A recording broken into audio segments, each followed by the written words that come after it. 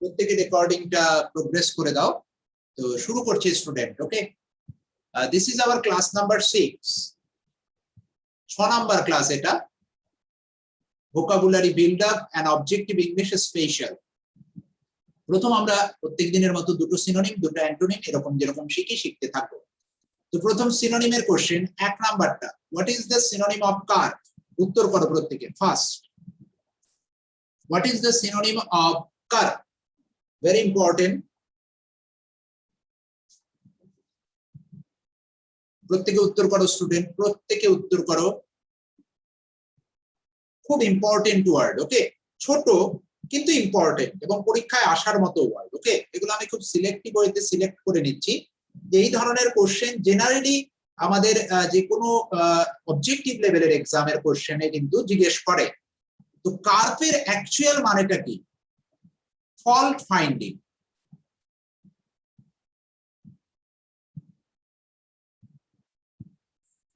যে সবকিছুর মধ্যেই ভুল খুঁজে বার করে এরকম, যার সিনোনিম হিসেবে আরেকটা আমরা মিনিং করতে পারি টু কমপ্লেইন,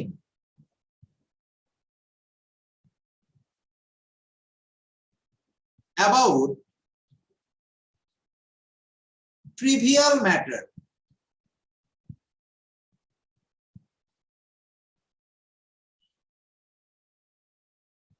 যে কোনো মাইনর ইস্যু নিয়ে যে সব সময় কমপ্লেইন করে বা কোনো কিছুর মধ্যে সমানে ভুল খুঁজে বার করার চেষ্টা করে, তাকে বলা হচ্ছে কার। তাহলে এর সিনোনিম হয়ে যাবে student to complain. Okay, to complain student.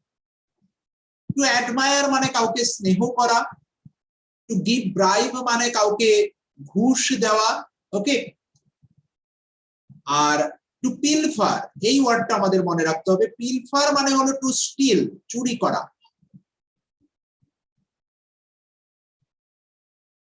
Two still. ওকে, মনে রাখার চেষ্টা করবে স্টুডেন্ট। 2 নাম্বারটার উত্তর করো। বললাম না ছোট ক্লাস কিন্তু খুব ইম্পর্টেন্ট ক্লাস। এটা আমরা সপ্তাহে 3 থেকে 4 দিন করছি। 4 দিন হবে, আপাতত 3 দিন, গতকাল করাতে পারিনি, সরি, একটু বিজি ছিলাম। তো রাকের সিনোনিম কি হবে? রাক, রাকের সিনোনিম কি হবে মাই ডিয়ার স্টুডেন্ট?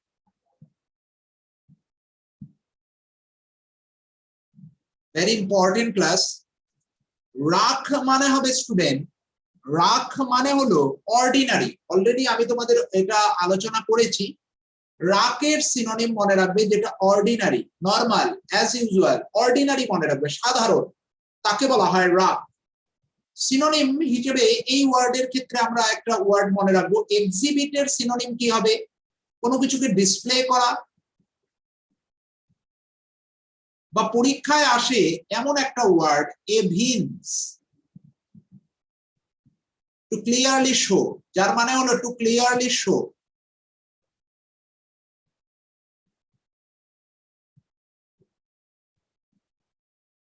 আর কোন ওয়ার্ড এখান থেকে মনে রাখার দরকার নেই। ওকে, আর কোন ওয়ার্ড এখান থেকে মনে রাখার দরকার নেই। কনফিউশনের অনেক সিনোনিম আছে, অত মনে রাখার দরকার নেই, নরমাল মনে রাখো। চলে আসো অ্যান্টোনিমের উত্তর করবে। 1 নাম্বার, নিউমেরাস। নিউমেরাসের অ্যান্টোনিম কি হবে? পারা উচিত, প্রত্যেকের পারা উচিত। নিউমেরাসের অ্যান্টোনিম কি হবে? কি হবে স্টুডেন্ট নিউমেরাসের অ্যান্টোনিম?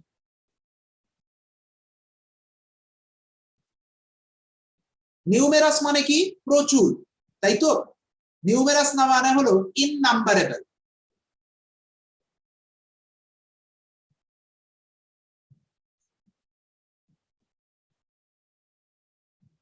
আমরা বাউন্টিফুল বলতে পারি,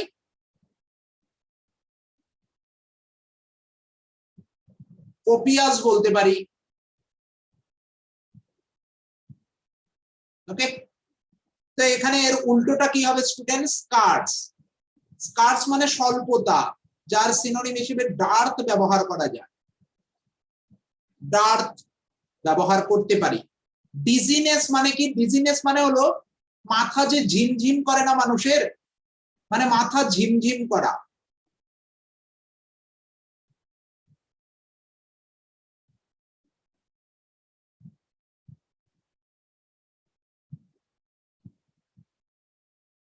ওকে, মনে রাখবে এটা স্টুডেন্ট। চলে আসো 2 নাম্বারটা, এক্সটিংক্ট। এক্সটিংক্টের অ্যান্টোনিম কি হবে স্টুডেন্ট? এক্সটিংক্টের অ্যান্টোনিম কি হবে? এক্সটিংক্ট মানে কি? এক্সটিংক্ট মানে হলো নো লঙ্গার ইন এক্সিস্টেন্স, যেটার কোনো এক্সিস্টেন্সই নেই।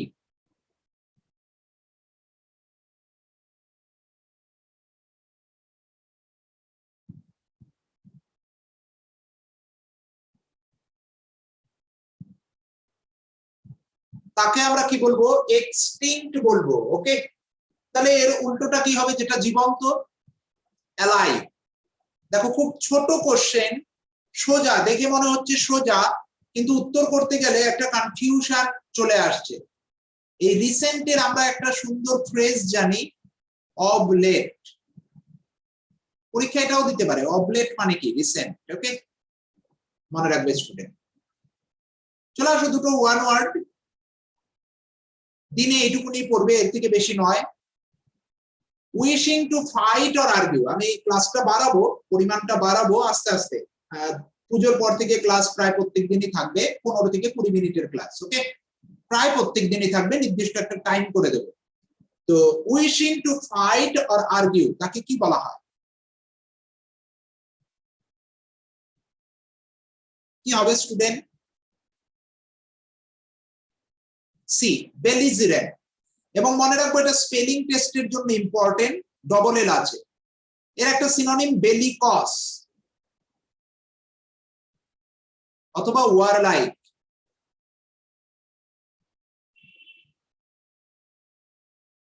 ওকে, স্পোরাডিক মানে কি স্টুডেন্ট? স্পোরাডিক মানে হলো ইররেগুলার।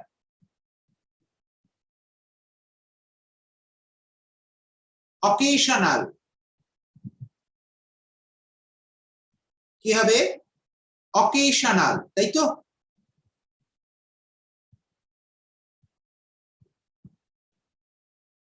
ইররেগুলার বা অকেশনাল বা ইনফ্রিকুয়েন্ট।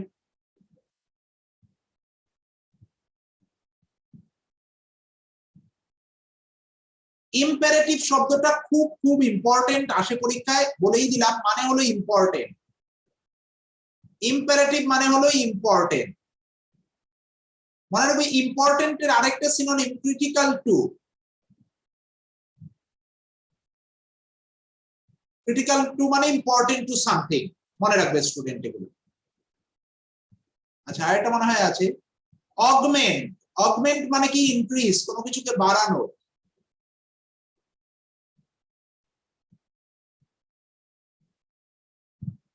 চলে আসো 2 নাম্বারটার উত্তর করবে, এমিটিং ফ্ল্যাশেস অফ লাইট। ওকে, কি হবে student? Emitting flashes of light, তার সিনোনিম কি হবে?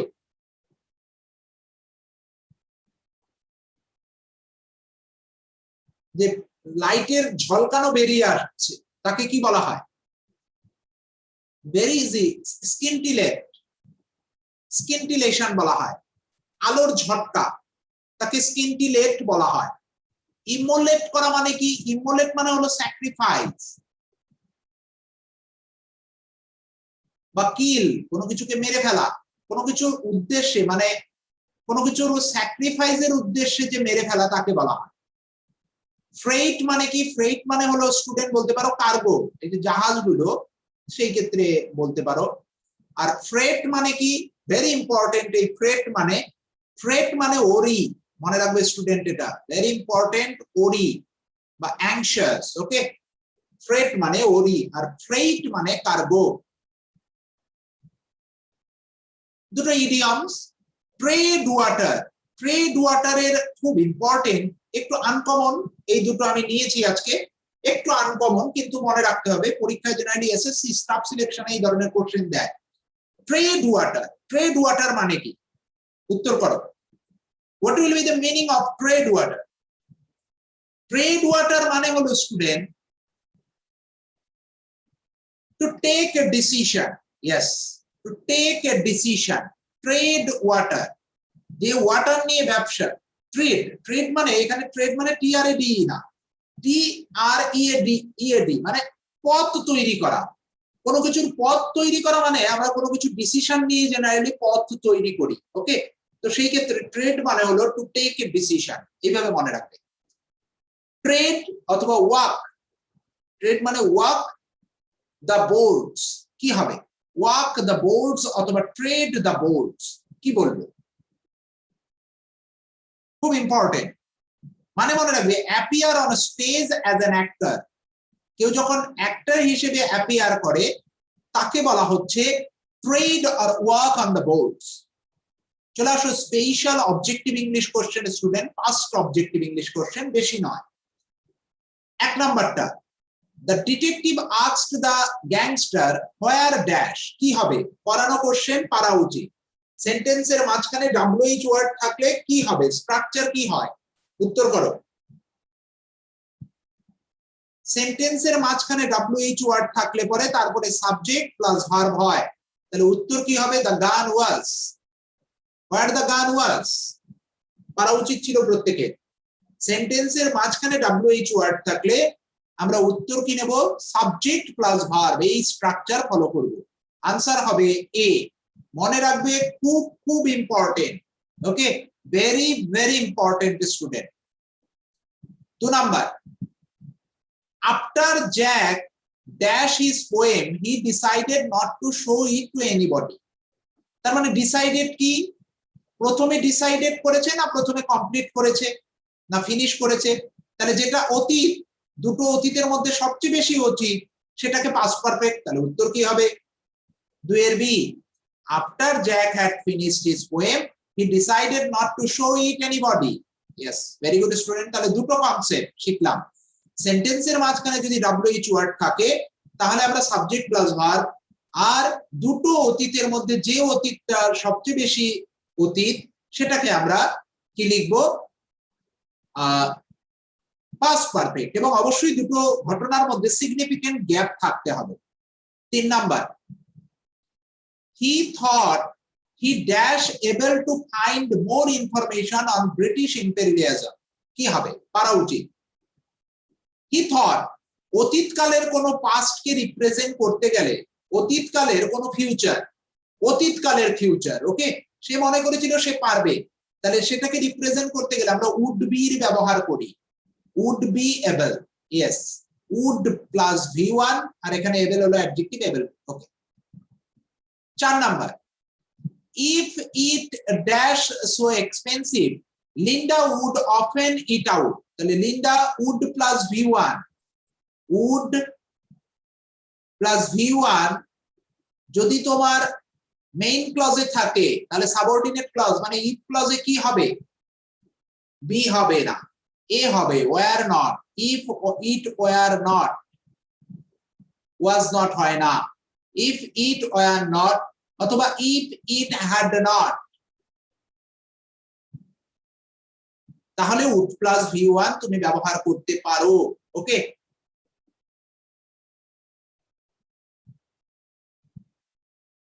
পাঁচ number,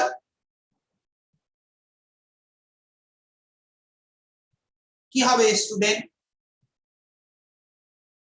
American Indians dash fill so happy if they were treated fairly, so unhappy, যে তারা খুব অসুখী হতো যদি তারা ফেয়ারলি তাদেরকে ট্রিট করা হতো। এটা কেমন ধরনের সেন্টেন্স? আমেরিকান ইন্ডিয়ানস কি হবে? উড নট, ইয়েস, যেহেতু এখানে ওয়্যার এর ব্যবহার আছে তার জন্য আমাকে কি করতে হলো? Would not. আর এখানে স্টুডেন্ট এখানে হ্যাড নট কিন্তু ভি2, হ্যাঁ, ইট হ্যাজ সো এক্সপেন্সিভ বা ইট ইজ সো এক্সপেন্সিভ, তো এখানে আমরা এখানে হ্যাড নটটা হবে না স্টুডেন্ট, হ্যাড নট হবে না, ওয়্যার নটই আসবে, অন্য কিছু হবে না। মানে আমরা ভি2 ব্যবহার করব, ভি2 ব্যবহার করব, ভি2 ব্যবহার করলে এখানে উড প্লাস ভি1। আর যদি আমরা উড হ্যাভ প্লাস সাবঅর্ডিনেট ক্লজে যদি এটা পাই, হ্যাড প্লাস ভি3, সাবঅর্ডিনেট ক্লজে যদি, মানে ইফ ক্লজ, এটাকে বলা হচ্ছে ইফ ক্লজ, সাবঅর্ডিনেট ক্লজে যদি আমরা কি পাই? উড, সরি উড আবার ভুল লিখলাম, হ্যাড প্লাস ভি3, সরি হ্যাড প্লাস ভি3,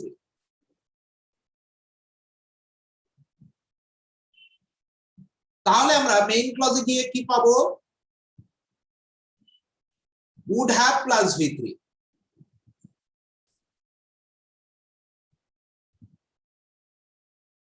এবং এটা একটু আনরিয়াল কোন পাস্টকে রিপ্রেজেন্ট করে, যে এই ঘটনা ঘটা সম্ভব ছিল না এই ধরনের ক্ষেত্রে। ওকে, তো 5টা কোশ্চেন ক্লিয়ার স্টুডেন্ট? প্রত্যেকের ছোট কনসেপ্ট, অল্প ছোট কনসেপ্টের উপরে করালাম। Is it clear student? প্রত্যেকে বুঝতে পেরেছো এই 5টা কনসেপ্ট?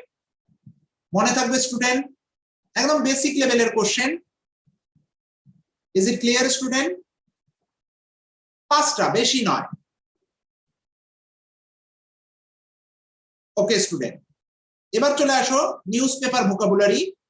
3টে থেকে 4টে news paper vocabulary batch, very important. দেখো যেগুলো খুব ইম্পর্টেন্ট সেগুলো নিয়েছি আমি। Cut through, cut through, cut through মানে কি? কাট থ্রু মানে হলো কোনো কিছুকে কুইকলি করা অথবা ডিরেক্টলি করা, টু গেট কুইকলি অথবা ডিরেক্টলি, কোনো কিছুকে ডিরেক্টলি পাওয়া অথবা করা, এই ধরনের ক্ষেত্রে কাট থ্রু বলা হয়। মনে রাখবে স্টুডেন্ট। অ্যাডভার্স মানে কি? অ্যাডভার্স সিচুয়েশন, নেগেটিভ অথবা আনপ্লেজেন্ট। ডিপ্লিটিং, ডিপ্লিটিং মানে হলো কোনো কিছু হ্রাস পাওয়া, সেটা কি হতে পারে? Reduce something by large amount. মনে রাখবে কোনো কিছুর প্রয়োজনীয়তা হ্রাস পাওয়াকে আমরা ডিপ্লিটিং বলি। যেমন ওজোন স্তর ডিপ্লিশন, ওজোন স্তরের কি হচ্ছে, কমে যাচ্ছে। ওকে, তো সেই ক্ষেত্রে ডিপ্লিশন মানে কোনো কিছু কমে যাওয়া, কোনো কিছুর প্রয়োজনীয়তা কমে যাওয়ার ক্ষেত্রে আমরা ডিপ্লিশন ব্যবহার করব। র্যাম্প্যান্ট মানে কি? র্যাম্প্যান্ট মানে হলো এক্সিস্টিং অর স্প্রেডিং এভরিওয়্যার, মানে একদম দাবানলের মতো ছড়িয়ে পড়া, তাকে র্যাম্প্যান্ট বলা হয়। In a way that can not be controlled, দাবানলের মতো ছড়িয়ে পড়াকে বলা হয় র্যাম্প্যান্ট। তো এই 4টে ওয়ার্ড মনে রাখার চেষ্টা করবে স্টুডেন্ট। আর এই যে ছোট 5টা কনসেপ্ট বলে দিলাম, এই 5টা কনসেপ্টের উপরে বেস করে একটু মনে রাখবে, আর এই কয়েকটা vocabulary. Okay, is it clear student? প্রত্যেকে বুঝতে পেরেছো? Is it clear? Is the class clear? ছোট ক্লাস, খুব বেশি বড় ক্লাস করাবো না, প্রায় প্রত্যেক দিনই ক্লাস করাবো আস্তে আস্তে। ওকে, ইজ ইট ক্লিয়ার স্টুডেন্ট? বুঝতে পেরেছো? একটু মেসেজ করবে, তারপরে আমরা ক্লাস এন্ড করে দেবো আজকে। ওকে, আজকের জন্য এইটুকুনি পড়বো। Okay okay student, good night to you.